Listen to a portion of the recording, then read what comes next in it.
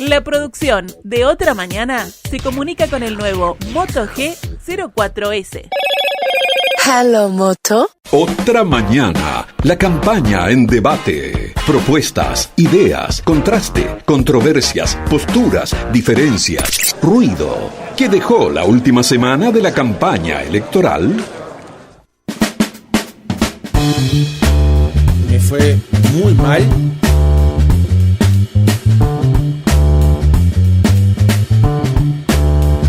Hoy y mañana la Federación Nacional de Profesores de Enseñanza Secundaria, la FENAPES, lleva adelante un paro de 48 horas, dice, por la educación y el trabajo, según el anuncio. La mesa representativa del PIT-CNT decidió acompañar la paralización de la FENAPES y mañana hará una movilización desde las 10 en 18 de julio y Ejido. En diálogo con La Diaria, José Olivera, vicepresidente de la FENAPES, confirmó que habrá movilizaciones de distintas características, ocupaciones de centros educativos, realización de asambleas internas, asambleas con padres y estudiantes, desarrollo de actos y marchas y actividades que tienen que ver con conversatorios hablando sobre los recortes presupuestales y la información en educación. Dicen que la discusión gremial generó, por supuesto, varios actores de la oposición tuvieran críticas hacia la medida. Pero escuchemos en primer lugar por qué Olivera sostuvo o definió tomar esta posición. La fundamentación política de este paro de 48 horas resuelto en la jornada de ayer por la Asamblea tiene dos componentes centrales.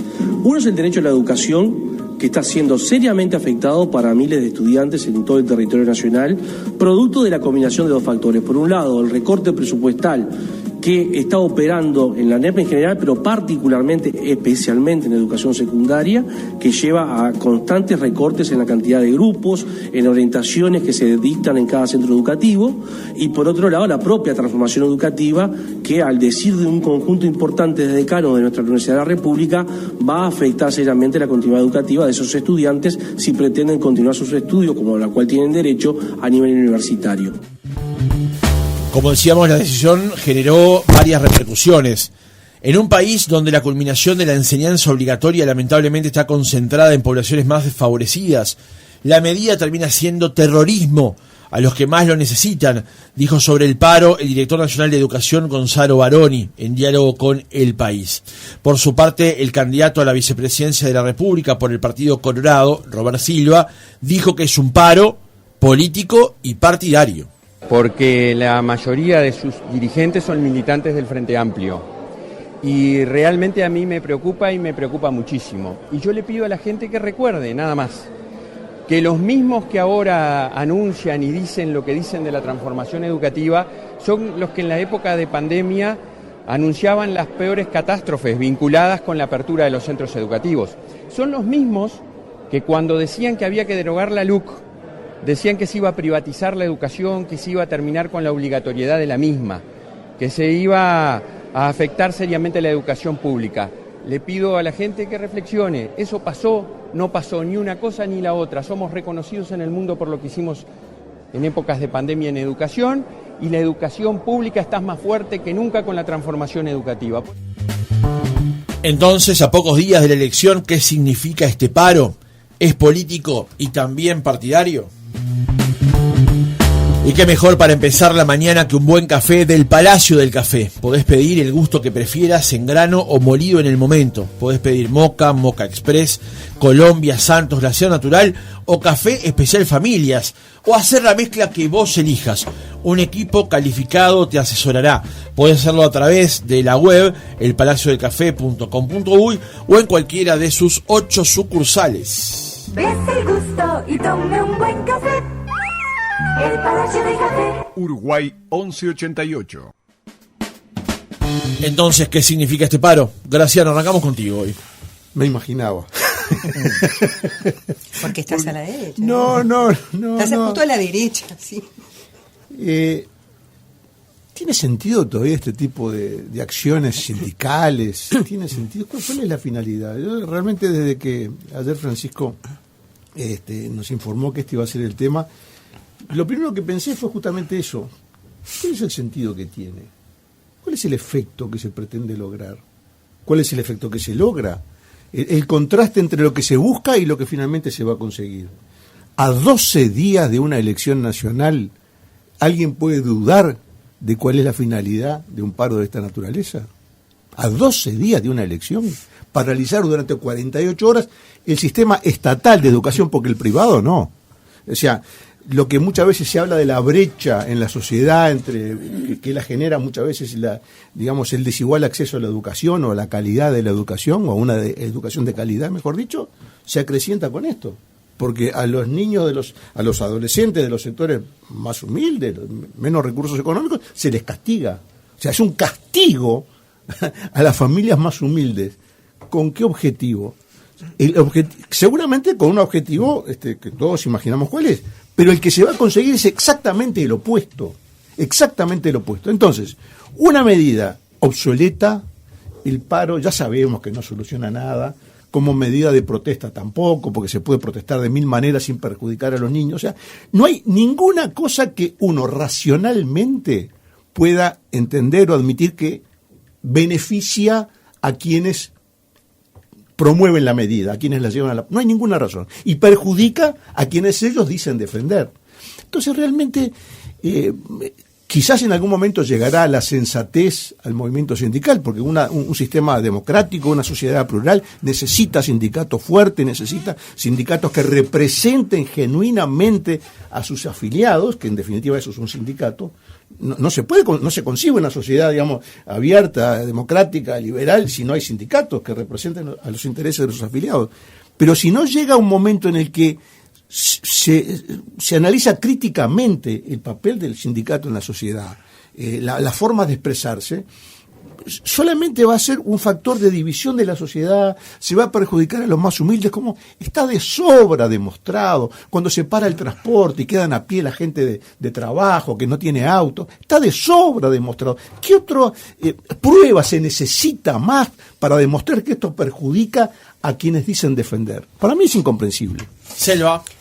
Bueno, yo creo que al revés, es comprensible que los gremios, que yo los reivindico, no como este gobierno que los ha considerado sus enemigos desde el principio, incluso lo dicen, es decir, faltan el respeto a los gremios y al PIT-CNT cuando algunos candidatos hablan del FAPIT.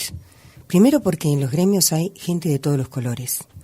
Que existan de pronto predominancia de gente del Frente Amplio, bueno, depende de la militancia. Pero hay gente de todos los colores, y lo puedo demostrar porque yo trabajo con gremialistas.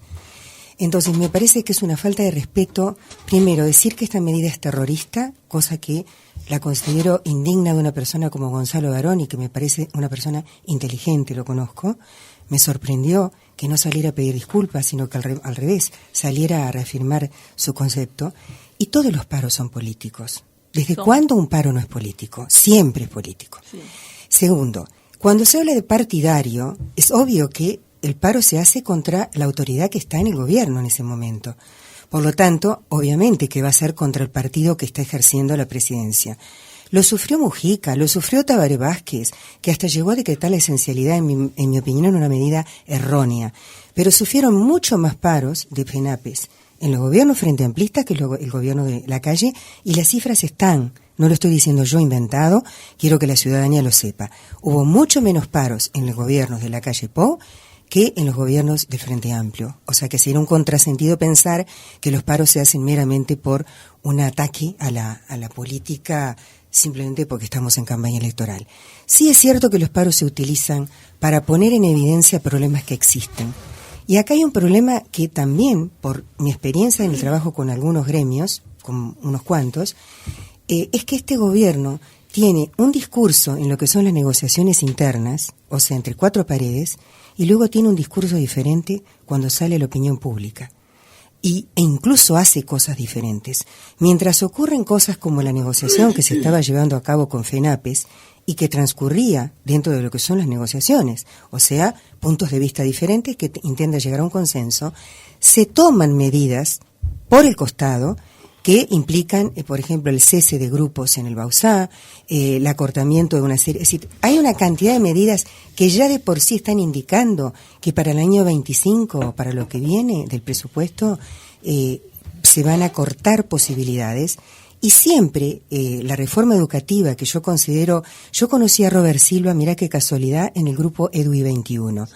Me parecía una persona sensata, hasta que llegó el problema de la política, hasta que él se transformó en un candidato político. Cuando se transformó en un candidato político, giraron, es decir, no sé, se consideró el segundo reformador de la enseñanza pública, sin ningún mérito para hacerlo, porque además a mí con que me cambien, me digan que en lugar de tener un primer periodo de secundaria hasta 1 año y que después eso lo extiendo, esos son cambios formales, e incluso ya la LUC demostró un retroceso brutal cuando modificó la gobernanza que existía, la cogobernanza, de delegados que eran elegidos por todo el gremio, a través de una elección en la Corte Electoral. No eran elegidos por un sindicato entre 4 paredes, que podrías decir, bueno, estaban sesgados. No, los elegían por voto secreto, en elecciones auditadas por la Corte Electoral e integraban 2 miembros había en el CODICEN.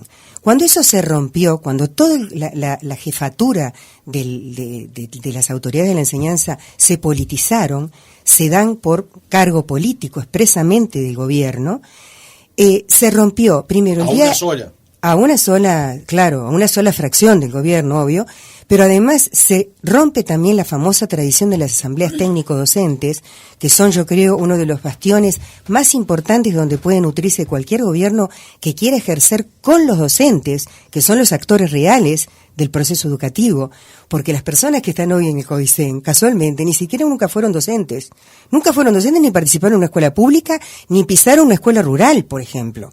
Entonces, que es una experiencia, yo lo digo como maestra, porque yo fui, por ejemplo, a quien conozco y que considero que es una chica también inteligente, pero no importa, a ella le asignaron ese cargo y ella lo tiene que cumplir. Pero me refiero también a otros que están allí, que tampoco son gente que tenga experiencia desde el punto de vista docente. Entonces, a mí me parece que se perdió la brújula en el sentido de, porque acá Robert Silva reivindica la LUC, por eso traigo a colación lo de la LUC. A mí me parece que se perdió la brújula en el sentido de que la reforma no es tal reforma, este paro se hace contra la reforma y se hace también contra lo que dice Olivera, contra lo que dice también el presidente de FENAPES, no me sabe el nombre, Mandasen, no me salía el nombre, Mandasen, que es, mientras vos estás negociando por un lado, por otro lado estás haciendo otra cosa que es absolutamente lo contrario. Y esto, que es una falta de seriedad del Poder Ejecutivo en otras negociaciones que también conozco, no ayuda, señores, no ayuda, porque vos tenés que tener coherencia y una sola palabra. Y si estás negociando, respetá la negociación. No podés hacer cosas, recortar y perjudicar. Y voy a ir más, y termino con esto. Yo recuerdo que destituyeron al director de el IABA supuestamente porque no firmó un acta que después se presentó, etcétera, por la rampa famosa, que después terminó nunca construyéndose, porque había ya una auditoría de arquitectos que decía que ahí no se podía construir una rampa. Lo destituyeron, un director que era muy calificado, así como destituyeron a 3 y suspendieron a 14 profesores en San José en el año 21 porque se habían sacado una foto apoyando la LUC. A ver, la LUC, el plebiscito de la LUC era un plebiscito ciudadano, no partidario, cruzaba todos los partidos, había gente que estaba a favor, como ahora está a favor o en contra el plebiscito de la seguridad social. Cruza todos los partidos. No entonces fue contra el plebiscito de la LUC, ¿sabés qué fue? Contra ellos estaban a favor del plebiscito de Larrañaga, aquel. No, pero ellos se sacaron la foto que se sacaron fuera incluso del predio, fuera del lugar. Y cuando comienza, destituyen así de un saque y durante 6 meses le sacan la mitad del sueldo, así como pasó con el director de IABA, que en realidad recién ahora terminan destituyéndolo, pero fue un sumario larguísimo, aplicando medidas totalmente arbitrarias y totalmente exageradas. Entonces acá hay una política desde el gobierno que no ha sido de conjunción de intereses, de escucha, de ordenamiento, de atender a las asambleas técnico-docentes. Entonces es como un diálogo de sordos. Margarita. Sí, realmente coincido con lo que dicen ambos, que es este paro y este conflicto y esta conducción de esta medida tomada es un paro político, cosa que no es mala palabra tampoco, ¿no? Claro, la diferencia pasaba por ser político partidario, claro. pero paro político es el hecho. Puede ser partidario porque hay una cantidad de militantes del Frente Amplio que integran gremios, pero también hay otras personas, como dice Selva, y antes había más. Antes había más personas de otros partidos que integraban los gremios. Como pertenezco y soy una vallista y sé que el vallismo en el año 1948 instaló o 1946 instaló los consejos de salarios en este país, tratando de poner en institucionalidad jurídica y estatal un gesto que tuvo don José Valle Ordóñez cuando en la primer huelga general del Uruguay de los transportistas contra la empresa inglesa de tranvías, fueron los obreros a gritarle al balcón de su casa y él salió a decirles que, porque nosotros no tenemos ley que legalice la huelga, la huelga no es legal, la huelga tiene una legitimación constitucional. Fue en la Constitución del año 1917, en esa reforma, que se estableció el derecho a la huelga dentro de la Constitución. También dice la Constitución que la ley reglamentará y nunca se reglamentó. La única ley que reglamentó en algo fue la de Pacheco Areco, de Coprín. Pero también está convalidada la reglamentación de la ley por la OIT internacional. Sí, no, porque hay una cultura, digamos, en el derecho sindical uruguayo que habla de la autorreglamentación. Por eso establecen por ejemplo, cuando hay huelgas en la salud, hay situaciones de emergencia. Sí. En fin, la autorregulación es como que lo que ha primado en todo ese tipo de cosas, pero haría falta igual. Porque lo dice la Constitución. Lo dice la Constitución, claro. Pero en definitiva lo que digo es que aquello de cuando Valle le contestó a esos muchachos que había uno, el líder que estaba subido a un árbol y le preguntaba qué iba a hacer el presidente, él le dijo: en este gobierno o en este gobierno ustedes no van a encontrar un enemigo. Pueden luchar por sus conquistas, por lo que sea, pero nosotros tenemos que hacer cumplir la ley. Allí estaba estableciendo algo muy importante, que es la neutralidad del gobierno en los conflictos del trabajo. Es una cosa que después, a nivel del Consejo de Salarios, se reflejó en la forma institucional, que era bipartita. El Estado no era una parte. No era una parte, como sí pasó a ser con la reforma que hizo el Frente Amplio, que hizo una negociación colectiva tripartita. Que el doctor Héctor Hugo Barbagelata aclaraba que no era conveniente para los trabajadores eso. Porque cuando el gobierno es el dedo con mayor peso, además, ¿no? Claro. Y dependiendo de cómo se ubicara en el escenario. Claro, dice, cuando venga, o sea, un gobierno que sea más favorable a las empresas, el doctor Héctor Hugo Barbagelata estuvo en contra de ese cambio, lo explicó, y no le hicieron caso, siguieron de largo, y bueno, está. Hoy es distinta, pero lo que digo es que eso es algo muy importante, que el Uruguay se haya dado con un sistema de resolución pacífico de los conflictos obrero-patronales.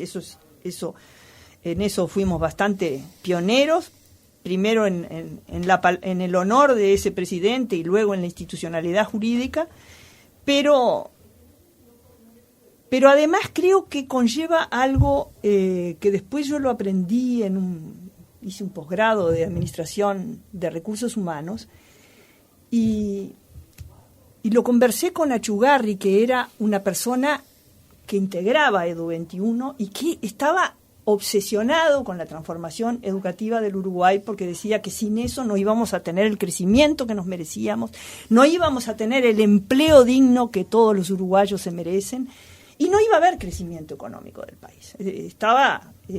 Sé que fue su última idea. Ya tenía razón.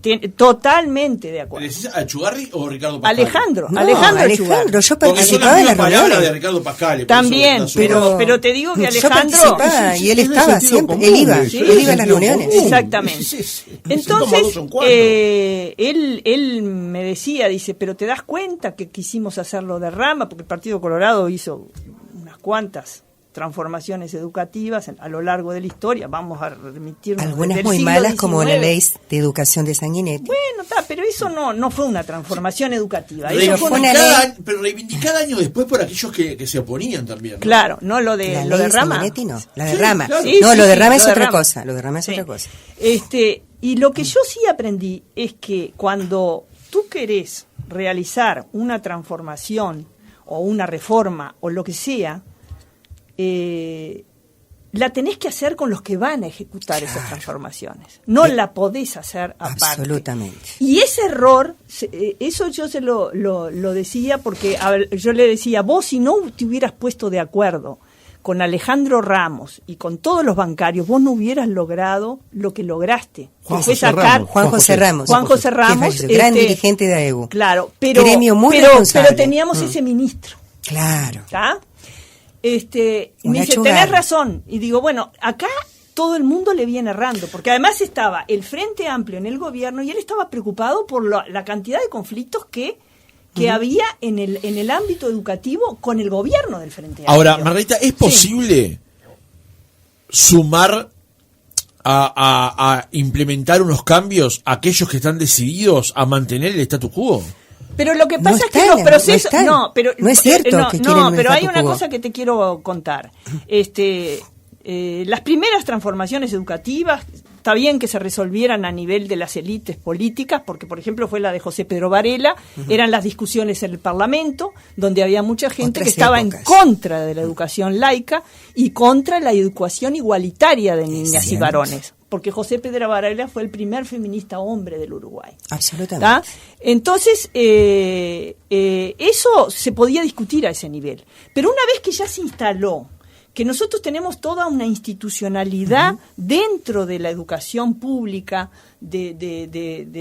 digamos, como para implementar, para ejecutar y para capacitarse sobre nuevas cambios en la educación. Y yo estuve en un seminario que le comenté a Selva de educación y justicia que organizó el doctor Maraboto, nuestro profe, cuando fue presidente de la Suprema Corte de Justicia en UNESCO.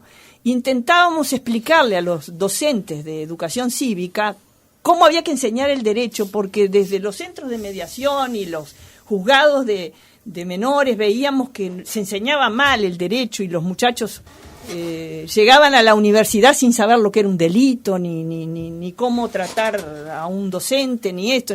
Entonces nos enfrentamos con que no querían, ustedes no se metan porque nosotros somos docentes, porque claro, ellos tienen todo una cuestión corporativa de que durante años organizaron su manera de ir resolviendo las cosas. Ahora, y eso que se estudiaba educación cívica y democrática con nivel de voto, Sí. Porque la base era de voto, no era un tránsfuga. El libro de educación cívica y democrática en los liceos era de Vescovi, perdón. Bueno, también. Vamos ahora con una segunda vuelta. Cerramos el concepto. Sí, pero lo que digo es que ahora hay miles de docentes organizados en sindicatos y en institucionalidad estatal, como las ATD o lo que sea. O sea, para mí es una gran equivocación, un gran error, y dejar de lado y no tratar y no hacer el esfuerzo, que yo sé que lleva tiempo, es un esfuerzo grande, de actuar de forma concurrente, y en una especie que concurran todos y que debatan y que sobre todo escuchar lo que tienen para decir los docentes, los que trabajan con los niños, los que enfrentan las dificultades, y también escuchar a las autoridades con sus nuevas propuestas de transformaciones o lo que sea, y construir entre todos. Si no se hace eso, Es imposible. Es Hay imposible. varios mensajes con respecto a esto. Selva introducía un factor en respuesta de alguna manera a lo que planteaba Graciano, y un oyente nos escribió el 295, dice: estos docentes que decretaron un paro salvaje son los que el Frente Amplio quiere volver a poner en la conducción de la educación. No es cierto. Y hablábamos justamente más temprano con respecto al tema de la cogobernanza. Pero no es cierto. Le voy a contestar después al oyente. Se mezclaron muchas cosas, ¿no? No hablo de cogobierno. Yo digo que no podés transformar nada sin los actores que tienen que ejecutar la eso es una sutil diferencia con respecto a cogobernar. Perdón, porque se ha admitido que era un error dejar por fuera de la conducción de primaria y de secundaria es un error. A los docentes. Es un error. Y no eran mayoría, quiero aclarar esto. Los docentes la ley de educación le dio un poder diferente, claro. Le dio un poder diferente a los gremios de educación. Yo creo que en el curso de los minutos fueron mezclando temas que me parece que no estaban en el centro de lo que había planteado Francisco cuando propuso este asunto para la agenda. Las huelgas, los conflictos obreros patronales son un clásico de la sociedad. Margarita mencionaba la posición de Valle Ordóñez en aquel conflicto, pero no tiene nada que ver con lo que estamos hablando. No tiene nada que ver. Cuando hay un conflicto de intereses entre empleados y empleadores, hay mecanismos donde se articulan, se ponen en marcha para que eso se resuelva. Acá estamos hablando de otra cosa. De la ejecución de una política pública. Acá estamos hablando de educación, y estamos hablando de algo central en la sociedad. ¿Y cuál es el centro de la educación? No son los docentes, es el educando. ¿Cuál es el centro de la salud? No son los médicos, es el paciente. Sí, pero si no están los médicos no lo puedes curar, me dejás redondear el pensamiento, Selva. Entonces, si el centro es el educando, el centro son las familias. ¿También? También no, son las familias. ¿Quién representa a las familias? Este es el punto central. En un sistema democrático de representación, ¿quién representa a las familias? No los docentes, claramente no los docentes. Los docentes se representan a sí mismos. Pero no es un disparate. No es un disparate. Perdón, ¿cómo va a ser un disparate? Pretender que en el proceso educativo los docentes no forman parte es el disparate más grande que he escuchado. No estás escuchando lo que dije. Tú te escuchás lo que tú tenés en la cabeza. No me escuchás lo que yo estoy diciendo. Entonces, así no se puede hablar, Silva. No se puede hablar cuando una persona te dice una cosa y tú contestás algo que está en tu imaginación. No es lo que yo dije. Yo dije otra cosa. Yo dije que el centro es el educando. Y por lo tanto, la familia del educando. Porque si el educando tiene 12, 13 años, evidentemente no está, no ha madurado lo suficiente como para tener una participación. Representantes legales. La familia. Sí. Bueno, ¿y cuál es el lugar de la familia? Claramente no es el docente el representante de la familia. No puede serlo por definición. Porque el docente se va a representar a sí mismo, su interés corporativo, su saber pedagógico, puede representar muchas cosas, menos a la familia. No, es cierto. Y la Constitución dice que la educación de los hijos lo deciden, es derecho de las familias decidir la educación de sus hijos. Derecho que está escrito, pero no se dan los mecanismos para que la gente lo pueda ejercer ese derecho. Porque si una familia quiere mandar a su hijo a la escuela tal, y no es una escuela del Estado, la Constitución no le asegura el mecanismo para hacer efectivo ese derecho que él tiene de decidir la educación de los hijos. Entonces, empezamos por algo que está escrito, que es letra muerta. O sea que no se puede mandar a chicos a colegios privados. Pero no me entendés. En este país no se puede mandar. Pero no le das la plata. ¿Cómo no? Los colegios privados están subvencionados, querido. No le das la plata a la familia. No, a la familia no, pero están subvencionados. ¿Y entonces cómo se ejerce el derecho? Tienen que ejercer. Entonces ¿cómo se ejerce el derecho? Estás muy equivocado. No estoy equivocado. Muy equivocado. Es de sentido común lo que estoy diciendo. Es de sentido común. Si la Constitución dice tengo el derecho, es abstracto. El derecho tiene que ejercerse sin ningún tipo, de otra intervención. Tan abstracto que no mira la realidad social. Pero sí. Escuchame una cosa, vos tenés derecho a tu libertad. Por favor, me estás hablando de familias, que a veces los estudiantes no tienen a nadie detrás. En familias vulnerables y en estudiantes que van de las zonas vulnerables, yo como caso particular, son muchos estudiantes que no tienen atrás un padre ni una madre. Hablemos de la realidad social de nuestro país, no de los libros. Alguien los tiene que representar. Sí, ¿quién? Disculpame, yo he sido maestra en zonas de contexto crítico y no he tenido un interlocutor que venga de su casa a hablar conmigo. Bueno, me he tenido que mover y todo, he tenido que ir a la casa de esa familia. El derecho de la familia. No anula, querido, pero no encuentro el interlocutor. No tiene nada que ver. En ayuda del oyente, a ver, en ayuda del oyente, vamos a ver si podemos hablar de a uno. No, porque a ver si se me logra conservar la garganta también hasta las 11. No, porque el asunto es, si nos ponemos de acuerdo en que el centro es el educando y que el educando es representado por la familia, ¿quién representa a las familias? Y en una sociedad democrática, las familias, o sea, los ciudadanos, lo representan los gobernantes. Entonces, en un sistema que se precie de tal, donde cada uno ejerce la atribución que la Constitución le otorga, es potestad de los gobernantes, es decir, de los representantes de las familias libremente electos por el pueblo en elecciones libres, con voto secreto y con pluralidad de opiniones, elegir el camino que se decide. Entonces, seamos monárquicos. Seamos monárquicos. Elegimos al rey y el rey es el que decide por todos. Bueno, el rey es la soberanía popular. Acá estamos en una república. Estamos en una república no sindical, porque esto es una república sindical, donde los sindicatos quieren estar por encima de lo que las familias deciden. ¿Y las asambleas técnico-docentes? En las elecciones nacionales. Perdón, vamos primero, con intervenciones más breves, sí, por favor. Más breve, pero quiero decir algo que me parece de rigor para el oyente que recién escribió. Número 1, la cogobernanza en el no ejerció ni tuvo ninguna problemática cuando se hizo 2 en 5 y los representantes de los docentes, repito, fueron electos por todos los que querían votar en una elección que fue controlada por la Corte Electoral. Más garantías que esas, que no surgían de asambleas gremiales, no las hay.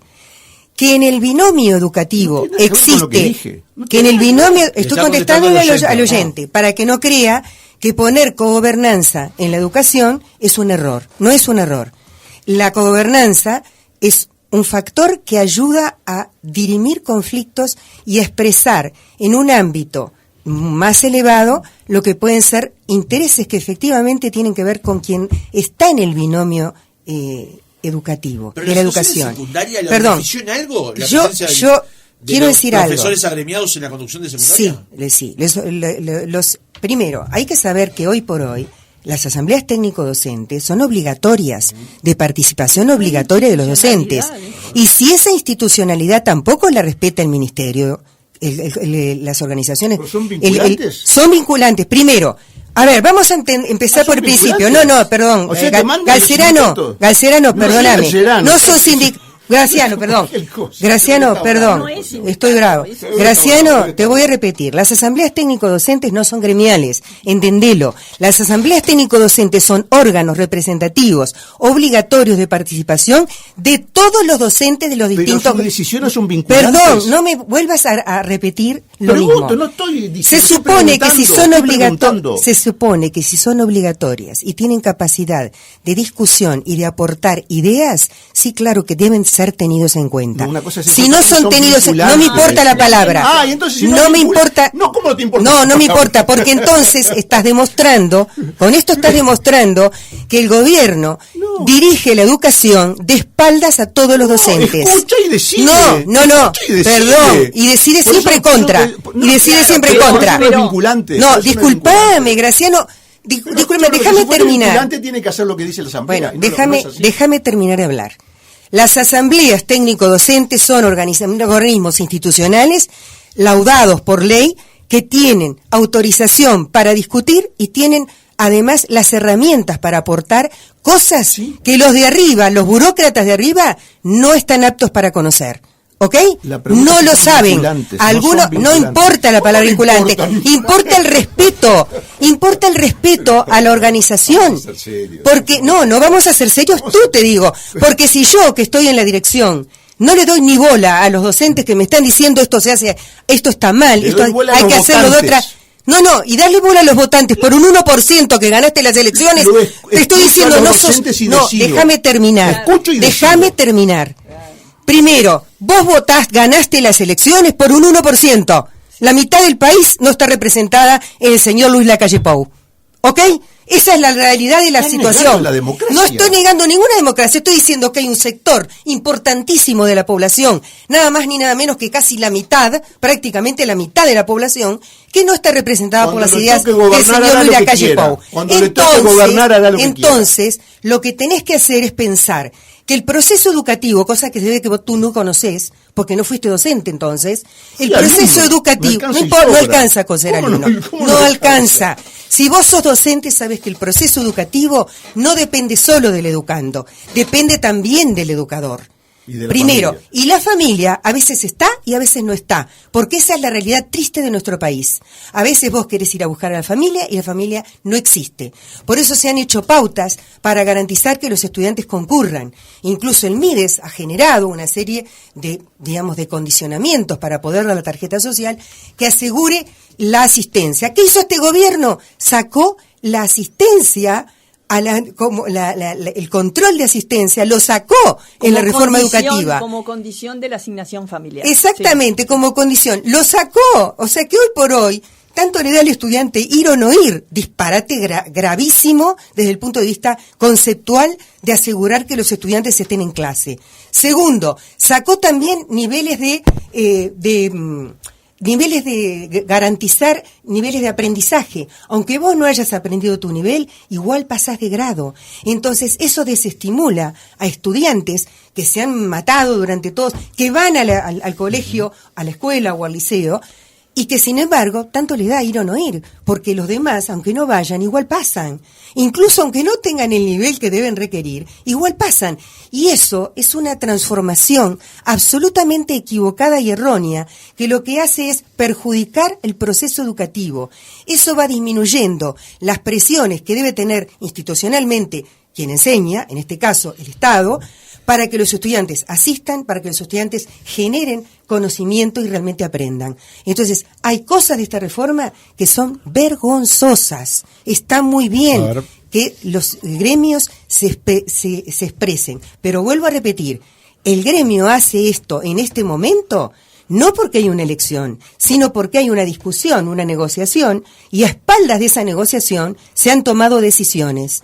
Y lo han dicho los gremialistas. Y eso no lo puede rebatir nadie.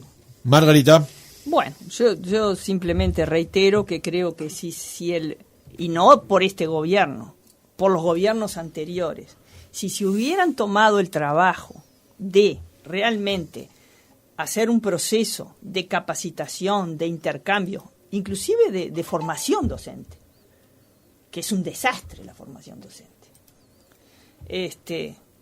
Y te voy a poner un ejemplo que me pasó a mí cuando fui a buscar una nieta a un colegio privado. Me encontré a la salida de un liceo. Era unas horas antes, porque la tenía que llevar a un médico, y digo, ¿qué olor a porro, che? Y me dice, ay, abuela, son los profesores. ¿Estos son los profesores? Fumando porro en la puerta de un colegio privado. Sí. Mirá vos. Y me dice, abuela, pero no digas nada porque, bueno, me fui a lo que tenía que ir. Creo que la formación docente está bastante... ha decaecido. Bastante embromada.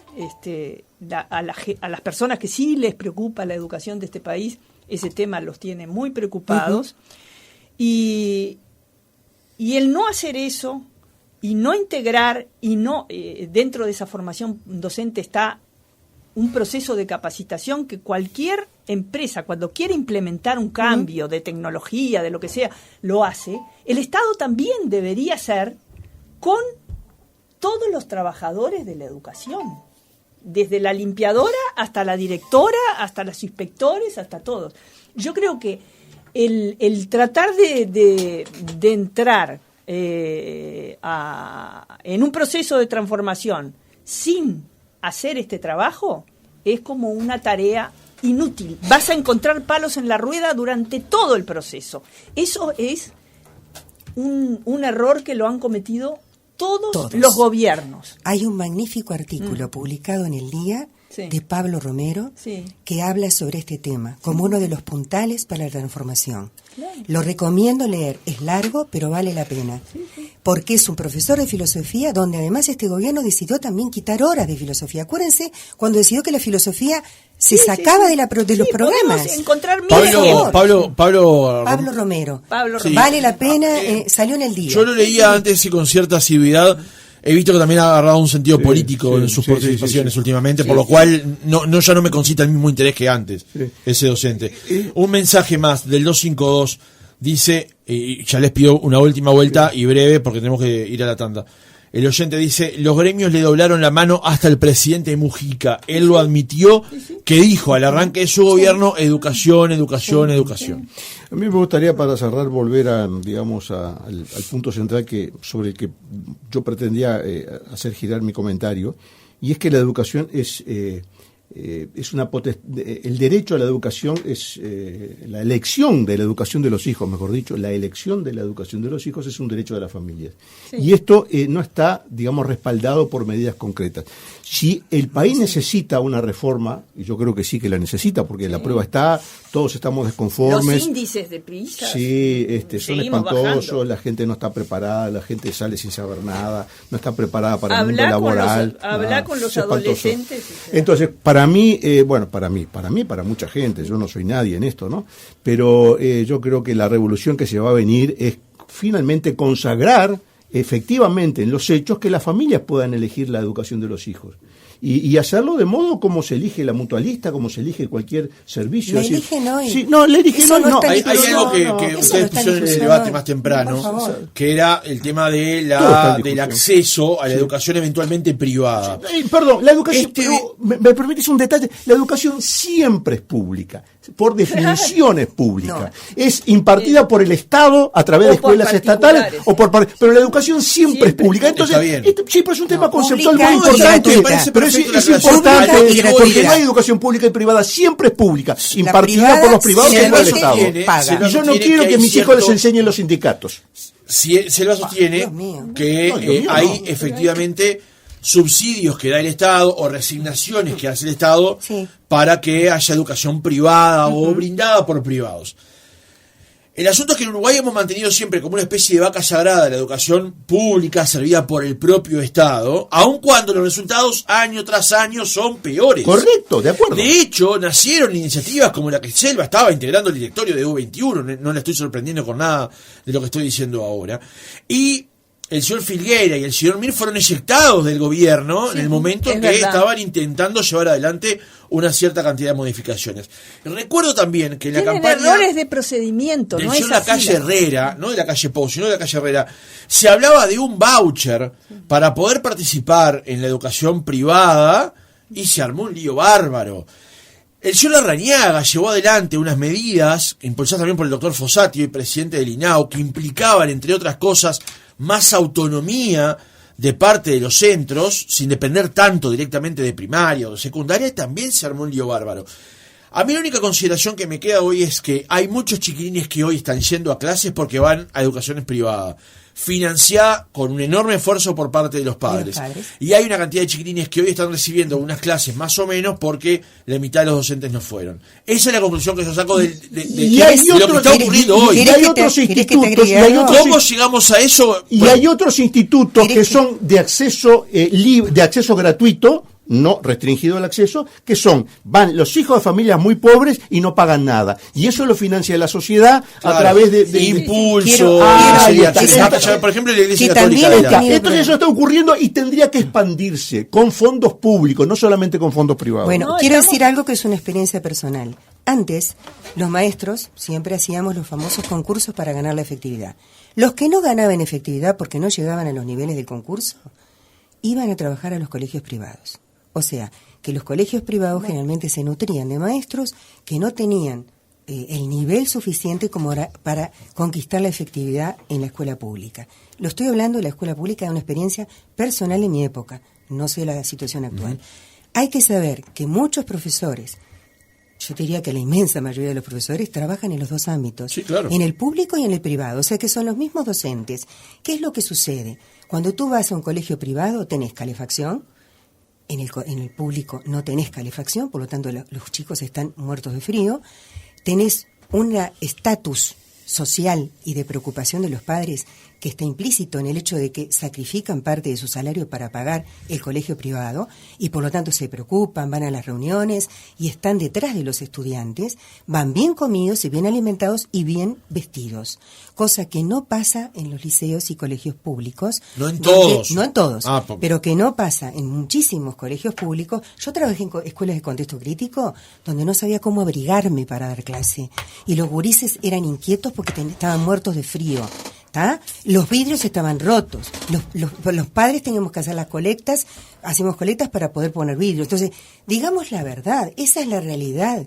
Cuando vos cambiás la situación social y el entorno, los gurises van a poder estudiar y aprender mejor si están en un entorno amable que si están en un entorno... Antes de ir a la última reflexión de Margarita, yo decía hoy más temprano lo de mantener el status quo y Selva me decía que no. Que no lo aceptan. Yo lo que creo que, y lo veo desde afuera, no soy docente, fui alumno hace muchísimos años ya, y además de educación pública, yo nunca entendí el sistema de elección de horas docentes, que es una forma de perpetuar, y eso los sindicatos están completamente a favor y quieren escribirlo en piedra, es una forma de perpetuar la inequidad.